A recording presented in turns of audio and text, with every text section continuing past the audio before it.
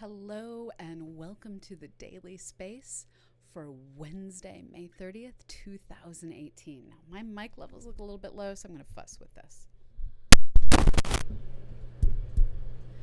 Okay, I think this looks a little bit better. So, the question is, where is everyone? I didn't tweet, and I appear to have no audience today. These are the things that we enjoy on Twitch. Let me take a look. Oh, I just don't have chat appearing.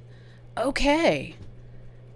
I have no clue why the chat is not appearing. Let me go kick Streamlabs, and we shall have one of those days where I will restart this episode in just a moment, or at least restart the talkie bits. Let's see if this succeeds in getting the chat to show up. I'm going to run a quick test, if I can, of my... I don't know where the chat went. The chat has decided it does not want to appear. Let me try redoing its browser codes. Occasionally Streamlabs just gives up.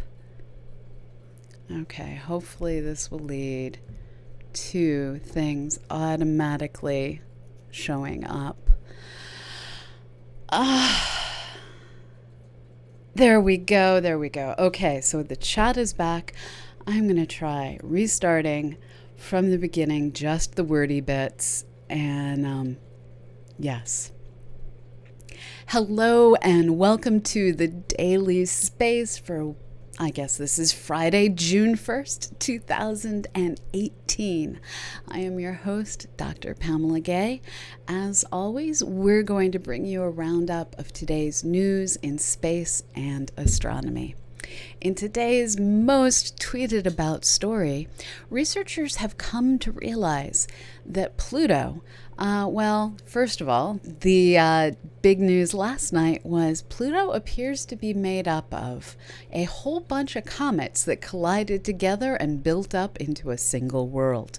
Now, moving beyond Pluto being, a giant packed together snowball, we also have understanding from high resolution images taken during the New Horizons flyby that this world isn't just a packed together snowball, it's a packed together snowball that appears to have dunes across the surface. Now, these dunes, they aren't like the dunes we're used to seeing here on Earth or over on Mars.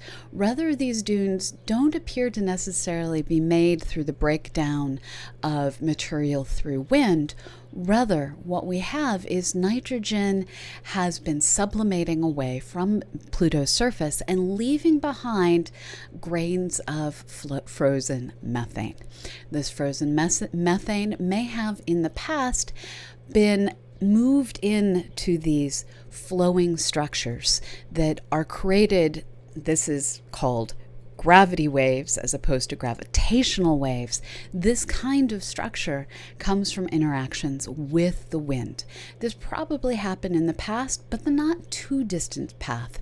These are thought to be perhaps less than 500,000 years old. So Pluto continues to reveal new mysteries. And it's a fascinating world. Now, moving beyond Pluto, we have in the more distant universe updated news on the neutron-neutron star collision that occurred on August 17th, 2017. When this event occurred, it was observed first by LIGO and also by neutrino detectors here on the planet Earth. And with the recognition that there was something going on that appeared to be, well, a supernova of some sort. At least that's what the neutrino detection seemed to indicate. A variety of different detectors working across all different wavelengths tuned in to this one corner of space. It's estimated that several tens of percent to 50%. Oh, the graphics aren't displaying. I'm having one of those days. Thank you, folks, for letting me know. So to go back to our Pluto story, here is a picture of Pluto with the sand dunes that were detected. Again, this is a world that appears to be a bunch of packed together comets that grew big enough to be considered a planet.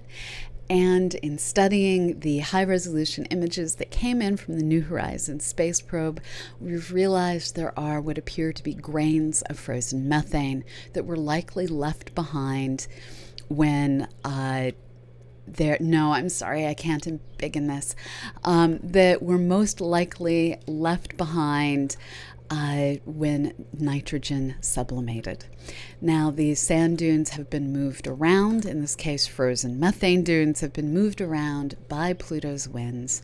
They appear to be pretty much stuck in place right now, but these are new objects that most likely formed in the past 500,000 years. Now, moving beyond Pluto, and I mean well beyond Pluto, there were observations last August 17th of a neutron-star collision. When this occurred, there was a massive blast of energy, and we received detections on, well, just about every possible kind of astronomical detector, looking at it in gravitational waves, looking at it in gamma rays, X-rays, all across the spectrum. Now, on the left here, you see an image of the optical supernova. On the right, there is an artist's rendition of the neutron-star collision. And in the bottom right, we show what the source looked like in the X-rays. Now, with observations taken by the Chandra X-ray Observer, astronomers worked to try and figure out what was the result of this collision. Neutron-star collisions have the possibility to leave behind a new, much larger neutron star. They have the possibility to leave behind a black hole. And in this case, it looks like what was left behind was probably one of the smallest black holes ever detected. The remnant that we're seeing appears to be about 2.7 times the mass of the Sun. If this were a neutron star, it would be extraordinarily rapidly rotating, and with its intense magnetic field, we'd expect to see a strong source in the X-ray. We're not seeing this expanding bubble of high energy particles that would come from such a fast rotating neutron star. Instead, we're seeing low levels of X-ray emission that, well, it's several hundred times lower than what would be expected from a neutron star. So there appears to be something there, but that something isn't a neutron star, and the only thing left that it could be is a black hole. Now, according to the standard model for how you transition from a neutron star to a black hole, the mass at which the neutrons are no longer able to support themselves varies on things like how fast is the object rotating. And we expect the transition between something being able to be a neutron star and being forced to be a black hole to occur somewhere between 2.5 and 3 times the mass of the Sun. Now that we're seeing this first 2.7 mass, solar mass, black hole, this starts to put some, well, restrictions on our understanding of the transition between neutron star and black hole. Now, we still have a lot of questions. We don't exactly know how fast this object is rotating, but it's still pretty amazing to realize this one collision has, well, created an object unlike anything we've ever detected before. Now, going back to planetary science, astronomers thinking hard about what it takes to form the kind of habitable world where you could walk around the surface, they've started to think about possibilities around planets. Now, what this means is, just how common could it be that Star Wars Endor is a real thing? Researchers looking through Kepler and Kepler-2 data have been able to identify 121 giant planets that have orbits within the habitable zone of their stars. Most of these are more than 3 times the radius of Earth, and it's possible that each of these could host several large moons. Now, when it comes to gas giants hosting large moons, what we're talking about is objects slightly bigger than Mercury, is what we see in our own solar system. So there could be terrestrial worlds, but they're not going to necessarily be Earth-sized worlds, especially orbiting something only 3 times the radius of the Earth. So we have a new day for thinking about what's possible, and at the same time, it's still a complicated situation to think about. Just how small a world is capable of supporting, well, intelligent, advanced life. We know that Titan, out at Jupiter's orbit, where it is cold, is capable of having an extraordinarily thick atmosphere, rich in haze and complex hydrocarbons. Can we end up with thick atmospheres closer into a star? That's much more difficult because the ultraviolet light from stars destroys these complex molecules in atmospheres. But this doesn't mean the universe doesn't have a solution that we just haven't thought through yet. So stay tuned. Our idea of exactly where life can exist continues to grow day by day as we look across our universe and think harder with computer simulations about exactly what is possible. Now, in one final story, this is just a hint of what we're going to learn using the Gaia spacecraft. Astronomers looking through the latest DR2 data release 2 results from Gaia have gone through and tried to identify what are the proper motions of a variety of fairly nearby objects within our galaxy, and how many of these objects are likely to move straight in front of some background star.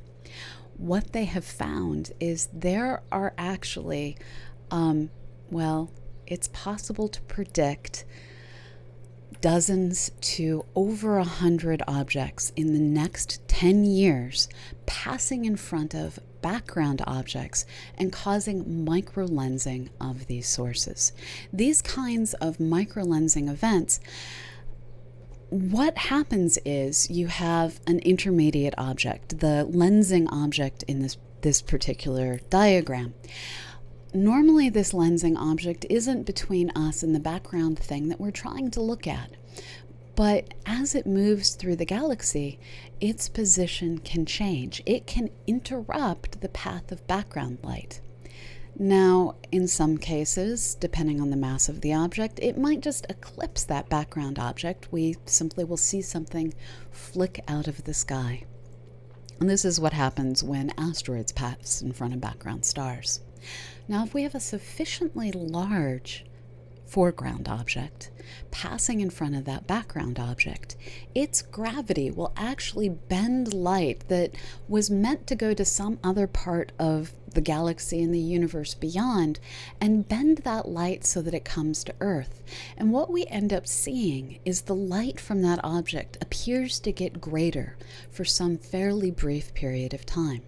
Now, in the past, this technique has allowed us to see planets around other stars. It even in one case allowed us to see a moon bending the light of a background object and allowing us for the first time ever to detect moons around other stars. This ability to use the Gaia telescope's very careful measurements of how objects are moving through our sky, how they're orbiting through our galaxy, allows us to predict when these microlensing events will occur for objects within 100 parsecs of the Earth. This is a little more than 300 light years.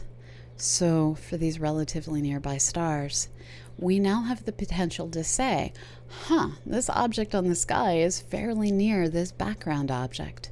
And if I stay tuned, I'll be able to see microlensing events that have the potential to reveal not just planets orbiting around these stars, but moons orbiting around those planets. So today's news is kind of all over the place. We went from our own world, Pluto, out to neutron star collisions. We came back to look at 121 gas giants studied by the Kepler spacecraft. And then we used Gaia to figure out when we might see background stars temporarily get brightened by foreground objects. All this news is made possible thanks to the myriad of telescopes staring at the sky and the roughly 1 million astronomers around the world. The roughly 1 in 1 million astronomers around the world who are helping us understand our universe.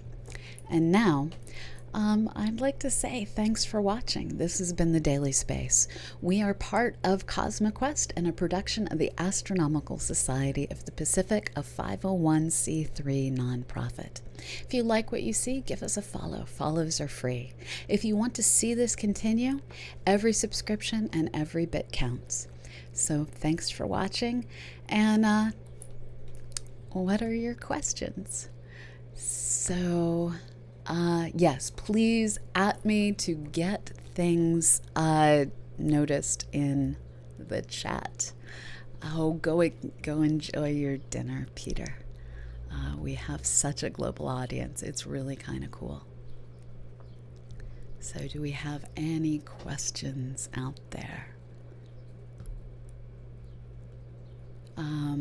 I seem to have somehow switched over.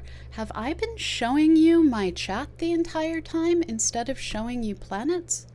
I'm very confused at what is going on my screen.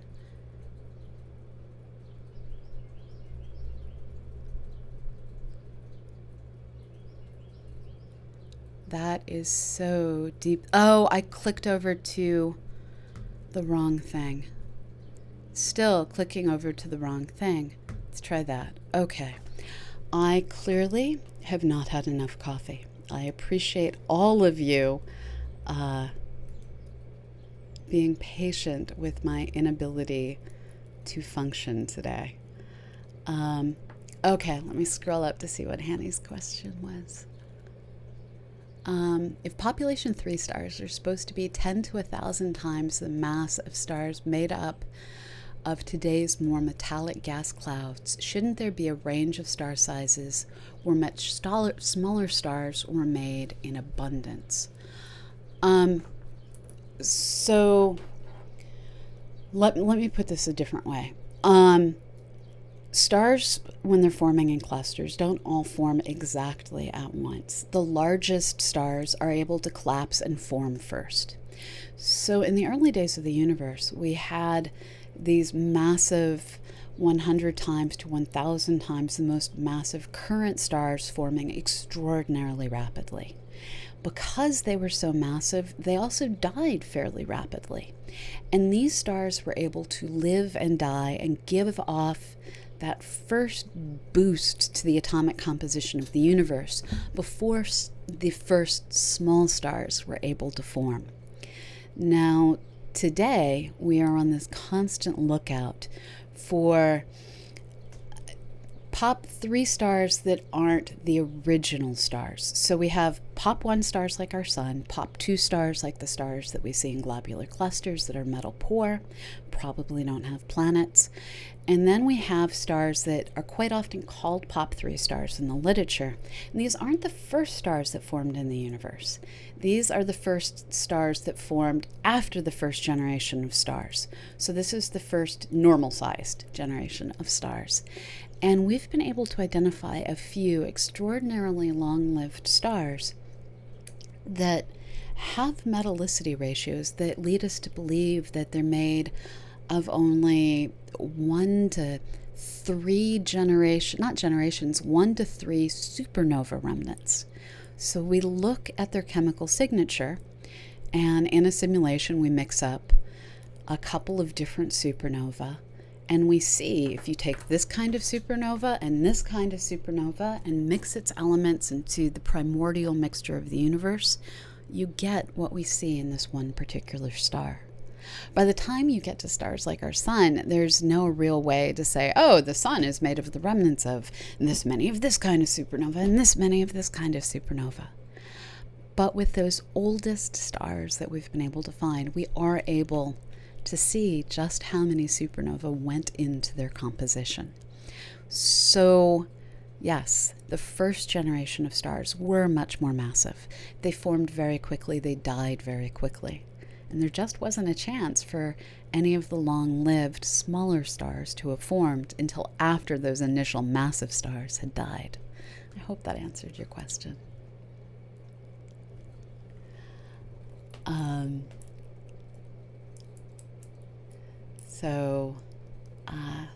Okay, I see Fenring H asking, back to the neutron star collision. What is the source of X-rays after the merger? Because it looked from images like it strengthened in 2 months' time. That is an object that has a magnetic field, and the magnetic field is channeling, it's essentially accelerating particles and sending off high energy particles that are interacting with the surrounding cloud of material. So what we're seeing is interactions with particles that encountered a rather intense magnetic field and are now interacting with the gas and dust and stuff around the remnant of the collision. Pretty much every supernova has around it this X-ray gas that is left behind due to magnetic fields and high energy particles colliding violently with surrounding gas. Part of the reason that it seems to get brighter over time is it's expanding, so we have a greater surface area.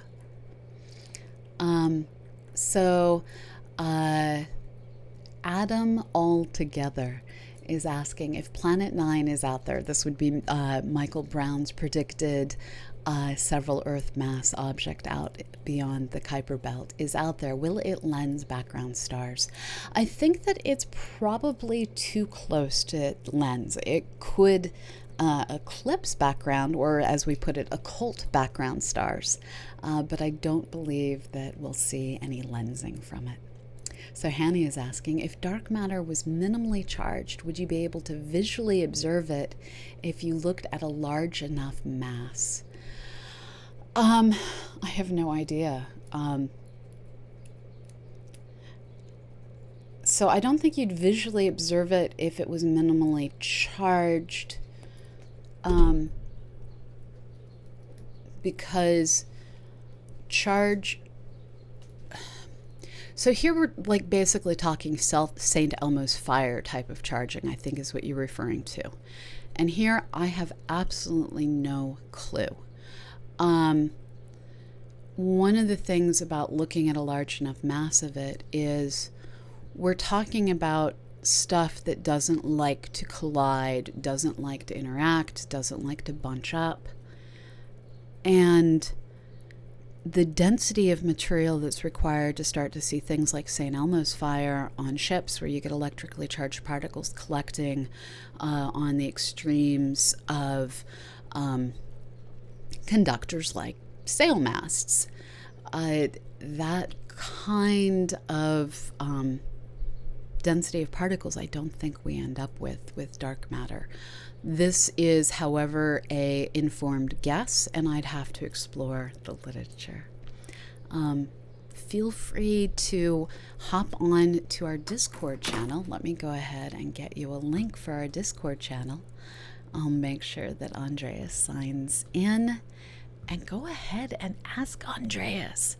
Not all of us know all the things that are known, And the reality is there's a whole lot of stuff out there that's unknown. And this is why we do science, is to try and figure out the answers to all the things we don't yet know. And one of the reasons I love studying science is because there's so much that I don't know that someone else has already figured out and I can read about. So do we have any other questions out there?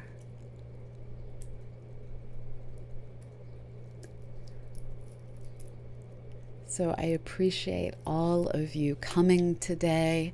One of the things I've learned is I have got to get better about remembering to tweet, but I really appreciate all of you coming and getting your head filled with science and being patient with my under-caffeinated day. So once again, my name is Dr. Pamela Gay. I am the director of CosmoQuest. We put together the daily space to help you get science put into your brain. We are organized out of the Astronomical Society of the Pacific, a 501c3 dedicated to astronomy literacy and advancing astronomy. You can find out about everything we do by visiting CosmoQuest.org. We encourage you to actually help us do science. We currently have scientists requesting data, in particular on Mars and Mercury. If you have a few spare moments, please visit CosmoQuest.org and help us map out these worlds to figure out what are the scientifically interesting places that we need to send robots of the future. So as always, wherever you are in the world, have a fabulous morning, evening, or afternoon. And remember, go ahead and sometimes look up. I'll see you all later. We will be back on Monday with another episode of The Daily Space. Bye-bye.